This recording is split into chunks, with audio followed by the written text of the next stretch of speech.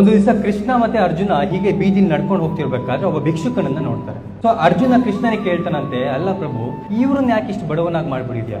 ಕೃಷ್ಣ ಅವ್ನ ಮಾತನ್ನು ಕೇಳಿದ್ರು ಕೂಡ ಕೇಳದೇ ಇರೋ ತರ ಹೋಗ್ಬಿಡ್ತಾನೆ. ಆಮೇಲೆ ಅರ್ಜುನ ಏನ್ ಮಾಡ್ತಾರೆ, ಚೀಲ ಗೋಲ್ಡ್ ಕಾಯಿನ್ಸ್ ನ ತಗೊಂಡು ಆ ಭಿಕ್ಷುಕನಿಗೆ ಕೊಟ್ಟು, ಇನ್ಮೇಲೆ ಭಿಕ್ಷೆ ಬೇಡಬೇಡಿ, ಈ ಚಿನ್ನದ ನಾಣ್ಯಗಳನ್ನ ಇಟ್ಕೊಂಡು ನಿಮ್ ಜೀವನವನ್ನ ರೂಪಿಸ್ಕೊಳ್ಳಿ ಅಂತ ಕಳಿಸ್ತಾರೆ.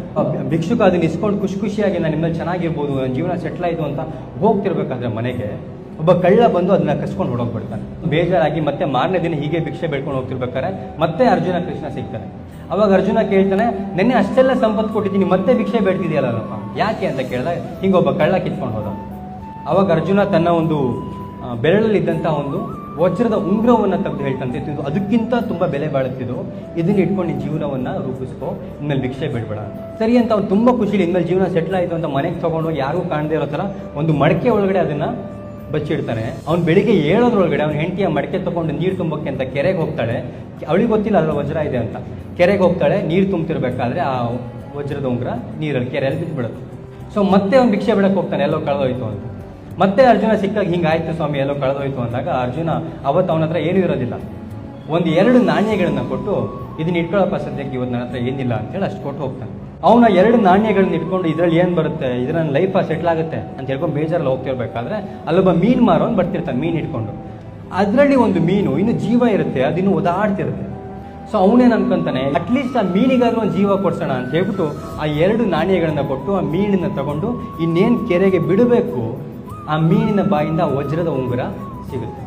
ತಕ್ಷಣ ಅವನು ಖುಷಿಯಾಗಿ ಅಯ್ಯೋ ಸಿಕ್ಬಿಡ್ತು ಅಂತ ಕೂಗ್ತಾನೆ.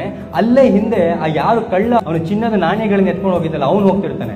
ಅವ್ನು ಅನ್ಕೊಂತಾನೆ ಇವ್ನು ನನ್ನ ಗುರ್ತಿಟ್ಬಿಟ್ಟ ಅಂತ ಹೇಳ್ಬಿಟ್ಟು ಹೆದರ್ಕೊಂಡು ಓಡ್ ಬಂದು ಅವನಿಗೆ ಹೇಳ್ತಾನೆ, ದಯವಿಟ್ಟು ಯಾರಿಗೂ ಕೂಗ್ಕೊಂಡು ಹೇಳ್ಬೇಡ, ಎಲ್ಲ ಬಂದು ನನಗೆ ಹೊಡೆದ್ಬಿಡ್ತಾರೆ ಅಂತ ಹೇಳಿ ಅವ್ನು ಚಿನ್ನದ ನಾಣ್ಯಗಳನ್ನು ಕೊಡ್ತಾನೆ. ದೂರದಿಂದ ಇದನ್ನೆಲ್ಲ ನೋಡಿದಂಥ ಅರ್ಜುನ ಹೇಳ್ತಾನಂತೆ, ಏನು ಪ್ರಭು ಇದೆ ನಿನ್ನ ಲೀಲೆ, ಮೊದಲು ಎಲ್ಲವನ್ನೂ ಕೂಡ ಕಿತ್ಕೊಂಡೆ, ಈಗ ಸಡನ್ ಆಗಿ 2 ಕೂಡ ಅವನಿಗೆ ವಾಪಸ್ ಕೊಟ್ಬಿಟ್ಟಲ್ಲ ಅಂತ ಎಲ್ಲ ಕೃಷ್ಣ ಸುಂದರವಾಗಿರೋ ಉತ್ತರ ಕೊಡ್ತಾನೆ.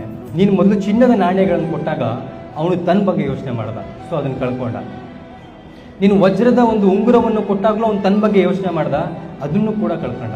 ಬಟ್ ನೀನು 2 ಬಿಡುಗಾಸು ಕೊಟ್ಟಾಗ ಅವ್ನು ಇನ್ನೊಬ್ರ ಬಗ್ಗೆ ಯೋಚನೆ ಮಾಡ್ದ, ಅವ್ನು ಇನ್ನೊಬ್ರ ಬಗ್ಗೆ ಯೋಚನೆ ಮಾಡಿದಾಗ ನಾನು ಅವನ ಬಗ್ಗೆ ಯೋಚನೆ ಮಾಡಿದೆ. ಸೊ ಜೀವನದಲ್ಲಿ ಯಾಕೆ ದೇವರು ನಮ್ಮ ಮೇಲೆ ಕಂಡು ಬಿಡ್ತಿಲ್ಲ, ಯಾಕೆ ನಮಗೆ ಬರೀ ಕೆಟ್ಟದಾಗ್ತಿದೆ, ಯಾಕೆ ನನ್ನ ಹಣೆ ಬರಹನೇ ಸರಿ ಇಲ್ಲ ಅಂತ ಅನ್ಕೊಂತಿರಲ್ಲ, ಸ್ವಾರ್ಥಿಗಳಾಗೋದಕ್ಕಿಂತ ಇನ್ನೊಬ್ಬರನ್ನು ಕೂಡ ಬೆಳೆಸಿ ಇನ್ನೊಬ್ಬರಿಗೂ ಕೂಡ ಸಹಾಯ ಮಾಡುವಂಥ ಒಂದು ಮನಸ್ಥಿತಿನ ಬೆಳೆಸ್ಕೊಂಡಾಗ ನಿಮ್ಮೇಲೂ ಕೂಡ ದೇವರ ಒಂದು ಕಣ್ಣು ಬೀಳುತ್ತೆ, ನೀವು ಕೂಡ ಜೀವನದಲ್ಲಿ ಉದ್ಧಾರ ಆಗ್ತೀರಾ ಅನ್ನೋದು ಒಂದು ಸಣ್ಣ ಕಥೆಯಿಂದ ನಾವು ಅರ್ಥ ಮಾಡ್ಕೋಬಹುದು.